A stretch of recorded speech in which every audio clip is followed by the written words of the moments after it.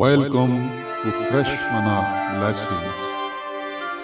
مجھے پکار اور میں تجھے جواب دوں گا، اور بڑی بڑی اور گہری باتیں جو تو نہیں جانتا تجھ پر ظاہر کروں گا۔ خداوند میں آپ کی سلامتی ہو۔ اس سے قبل قائن اور حابل کے بارے میں ایک پیغام میں پہلے اپلوڈ کر چکا ہوں کہ قائن اور حابل کی قربانیوں میں کیا فرق تھا، کہ حابل کی قربانی تو خداوند نے منظور کی، لیکن قائن کی قربانی کو خداوند نے پسند نہ کیا اور اسے قبول بھی نہ کیا۔ تو آج ہم قائن اور حابل کے بارے میں ایک اور سوال کا جواب جاننے جا رہے ہیں کہ ہر کسی کے خون کا بدلہ اس کے قاتل سے خداوند نے بعد میں مقرر کیا، لیکن قائن نے حابل کو، اپنے بھائی کو قتل کر دیا، تو قائن کے حق میں خدا نے کہا کہ اگر کوئی قائن کو قتل کرے گا تو اس سے 7 گنا بدلہ لیا جائے گا۔ تو آئیے ذرا اس بیان کو خداوند کے کلام میں سے پڑھتے ہیں۔ بائبل مقدس میں سے پیدائش کی کتاب 4 باب کی 8 آیت سے لے کر 15 آیت تک ہم تلاوت کریں گے، جہاں پر یہ سارا واقعہ لکھا ہے۔ اور قائن نے اپنے بھائی حابل کو کچھ کہا، اور جب وہ دونوں کھیت میں تھے تو یوں ہوا کہ قائن نے اپنے بھائی حابل پر حملہ کیا اور اسے قتل کر ڈالا۔ تب خداوند نے قائن سے کہا کہ تیرا بھائی حابل کہاں ہے؟ اس نے کہا مجھے معلوم نہیں، کیا میں اپنے بھائی کا محافظ ہوں؟ پھر اس نے کہا کہ تو نے یہ کیا کیا؟ تیرے بھائی کا خون زمین سے مجھ کو پکارتا ہے، اور اب تو زمین کی طرف سے لعنتی ہوا جس نے اپنا منہ پسارا کہ تیرے ہاتھ سے تیرے بھائی کا خون لے۔ جب تو زمین کو جوتے گا تو وہ اب تجھے اپنی پیداوار نہ دے گی، اور زمین پر تو خانہ خراب اور آوارہ ہوگا۔ تب قائن نے خداوند سے کہا کہ میری سزا برداشت سے باہر ہے۔ دیکھ، آج تو نے مجھے روئے زمین سے نکال دیا ہے، اور میں تیرے حضور سے روپوش ہو جاؤں گا، اور زمین پر خانہ خراب اور آوارہ رہوں گا، اور ایسا ہوگا کہ جو کوئی مجھے پائے گا قتل کر ڈالے گا۔ تب خداوند نے اسے کہا نہیں، بلکہ جو قائن کو قتل کرے اس سے 7 گنا بدلہ لیا جائے گا۔ اور خداوند نے قائن کے لیے ایک نشان ٹھہرایا کہ کوئی اسے پا کر مار نہ ڈالے۔ سو قائن خداوند کے حضور سے نکل گیا اور عدن کے مشرق میں، مشرق کی طرف نود کے علاقے میں جا بسا۔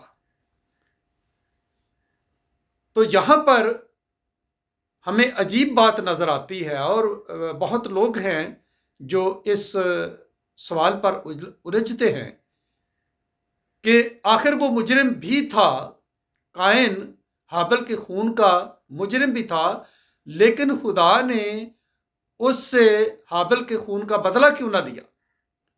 اور بلکہ اگر وہ قتل کیا جاتا تو اس کے قتل کے 7 گنا بدلے کا یہاں پہ فرمان جاری کیا کہ اگر قائن کو کوئی قتل کرے گا تو اس سے 7 گنا بدلہ لیا جائے گا۔ ایسا تو شاید کسی مقدس کے لیے بھی خدا نے کہیں نہیں کہا، تو جس پر خدا نے لعنت کی اس کے لیے یہ اس طرح کی آپشن کیوں ٹھہرائی؟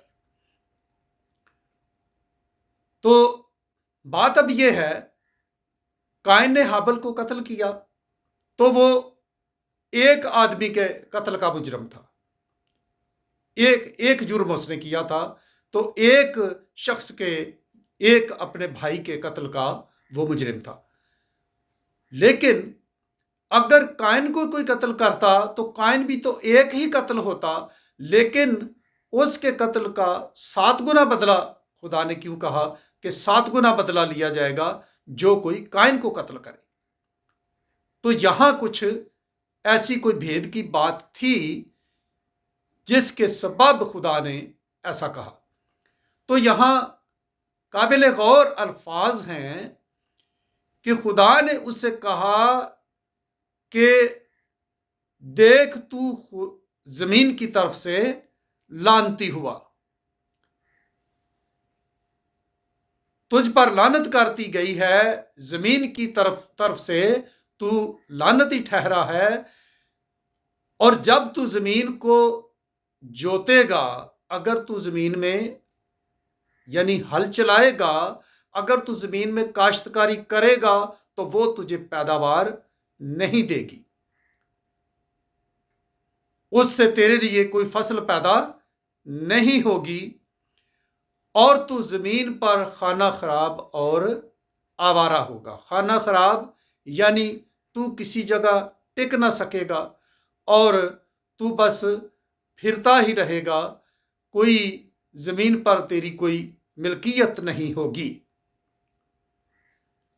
تو بعد کے واقعات میں ہم پڑھتے ہیں کہ نود کے علاقے میں جب اس نے جا کر رہائش اختیار کر لی اور اس کے ہاں اولاد ہوئی، تو اس نے اور اس کی اولاد نے ایک شہر بسایا جس کا نام اس نے ہنوک رکھا۔ اس شہر کا نام اس نے اپنے بیٹے کا نام ہنوک رکھا ہوا تھا۔ یاد رکھیے، یہ ہنوک نبی نہیں، کیونکہ ہنوک نبی جو تھا وہ سیت کی نسل سے تھا، کوئی 5ویں 6 نمبر پہ، وہ آدم سے 7ویں نمبر پہ تھا، تو وہ ایک دوسری پشت سے تھا، وہ سیت کی نسل میں سے تھا جو کہ آدم کا تیسرا بیٹا تھا۔ تو یہاں پر قائن کو خدا نے کہا کہ اگر تو زمین میں کاشتکاری کرے گا تو اب وہ تجھے اپنی پیداوار نہ دے گی۔ اس 4 باب کے شروع میں ہم پڑھتے ہیں کہ قائن کا پیشہ کاشتکاری تھا، وہ زمین پر فصلیں اگاتا تھا، وہ زمین میں کاشتکاری کرتا اور اس سے فصلیں اگاتا تھا، اور اپنی ان فصلوں کے ہی پھل وہ خدا کے پاس ہدیے کے طور پہ لے کے آیا تھا۔ تو وہ جو اس کا ہنر تھا، جو اس کے پاس جو ایک فن تھا، جو اس کے پاس ایک ٹیلنٹ تھا، خدا نے اس کو ناکارہ کر دیا۔ ایسی لعنت کہ جو اس کی روزی روٹی کا جو ذریعہ تھا، خدا نے اس کو بند کر دیا کہ جو کچھ صلاحیت تجھے پہلے دی گئی تھی وہ آج سے سلب کی جا رہی ہے، وہ آج سے ضبط کی جا رہی ہے۔ اب تو کاشتکاری کرے گا تو تجھے زمین سے کوئی اس کا پھل، کوئی اس کا نتیجہ نہیں ملے گا۔ تو یہ ایک اس کے لیے خطرناک بات تھی کہ جس بات کی میں مہارت رکھتا تھا، اگر وہی کام اب مجھے کوئی اجر نہیں دے سکے گا تو پھر اب میرا سہارا کیا ہوگا۔ تو اس باب کے آخر میں جا کر ہم دیکھتے ہیں کہ پھر اس کی اولاد نے کچھ اور ہنر ایجاد کیے، کاشتکاری نہیں کی، اس کی کاشتکاری پر اس کے لیے لعنت تھی۔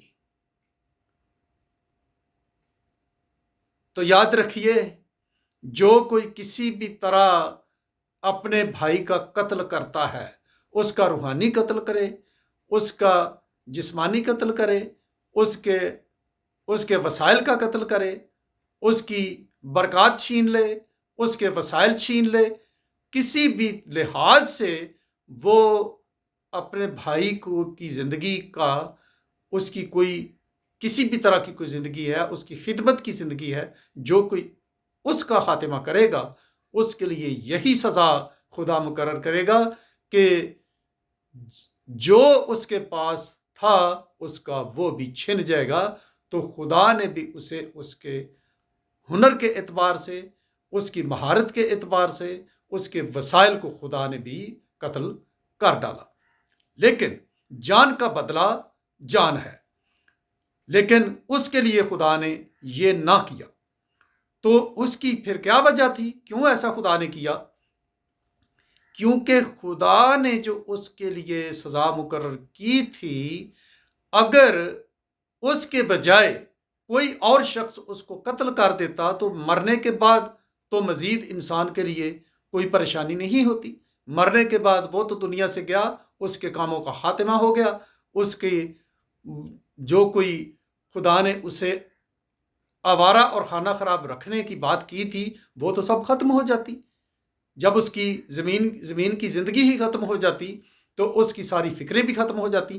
تو خدا چاہتا تھا کہ یہ جب تک جیتا رہے یہ ذہنی عذاب میں مبتلا رہے، یہ ایک ہی بار کسی کے ہاتھ سے نہ مر جائے، بلکہ یہ ہر روز جیے، ہر روز مرے، یہ مر مر کر جیے اور جی جی کر مرے۔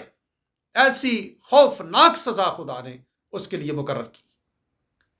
تو جو کوئی اور اس کی مانند ہوگا، جو کوئی اور اس کی طرح اپنے کسی راست باز بھائی کا کسی بھی لحاظ سے قتل کرے گا، اس کا بھی یہی حشر ہوگا، کیونکہ خدا کا قانون ہمیشہ ایک ہی رہتا ہے۔ اس کے لیے بھی جو کسی بھی طرح سے اپنے بھائی کی روحانی موت کا سبب بنتا ہے یا جسمانی موت کا سبب بنتا ہے یا اس کے وسائل کی موت کا سبب بنتا ہے، اس کی برکات کی موت کا سبب بنتا ہے، اسے ٹھوکر کھلا کر یا اس سے کسی بھی طرح چال بازی سے کچھ چھین کر وہ اس کے زندگی کے جس بھی حصے کو قتل کرے گا، اس کے لیے قائن جیسی ہی سزا ہوگی کہ وہ جن جن چیزوں پر محنت کرے گا اسے ان کا پھل نہیں ملے گا۔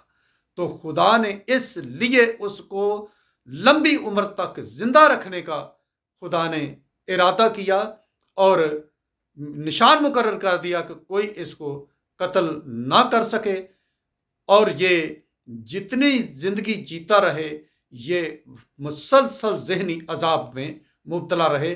اور خدا نے اپنے حضور سے تو اسے نکال ہی دیا تھا، کیونکہ آخری آیت جو 16ویں آیت ہم نے پڑھی ہے اس میں لکھا ہے کہ وہ خداوند کے حضور سے نکل گیا۔ ماں باپ کے گھر سے تو نکلا ہی، وہ خدا کے گھر سے، خدا کے حضور سے بھی نکال دیا گیا۔ تو اس کے لیے یعنی خدا نے توبہ کا دروازہ بھی نہیں رکھا تھا، اس کے لیے توبہ کی گنجائش بھی نہیں رکھی تھی۔ اور نہایت ہی میں جھٹکا دینے والی، نہایت ہی شاکنگ قسم کی جو بات میں کہنے جا رہا ہوں کہ 2 شخصیات ہوئی ہیں دنیا میں۔ پہلے شیطان اور اس کے ساتھ کے گناہ کرنے والے فرشتے، اور انسانوں میں سے واحد یہ ایک قائن تھا جس کے لیے خدا نے توبہ کا راستہ نہیں رکھا، اس کو ابلیس کے برابر کر دیا۔ جس طرح ابلیس کے لیے کوئی توبہ کی گنجائش نہیں تھی، انسانوں میں سے قائن کے لیے وہی سزا ہوئی جیسے فرشتوں میں سے ابلیس کے لیے تھی، کہ تیرے لیے میرے حضور اب واپسی نہیں، تو زمین پر خانہ خراب اور آوارہ پھرتے رہنا، پر میری طرف کبھی واپس مت آنا۔ اور وہ بغیر توبہ کے مرا ہے۔ تو نہایت ہی یہ خطرناک بات ہے۔ تو آگے یوحنا کے پہلے خط میں بھی لکھا ہے، ایمانداروں کو جو ڈگمگا جاتے ہیں ان کو یوحنا رسول کہتے ہیں قائن کی مانند نہ بنے۔ تو خداوند ہر ایک سننے والے کو برکت دے، اسے اوروں کو بھی شیئر کیجئے تاکہ اس الجھے ہوئے سوال کے جواب سے وہ بھی واقف اور روشناس ہو سکے۔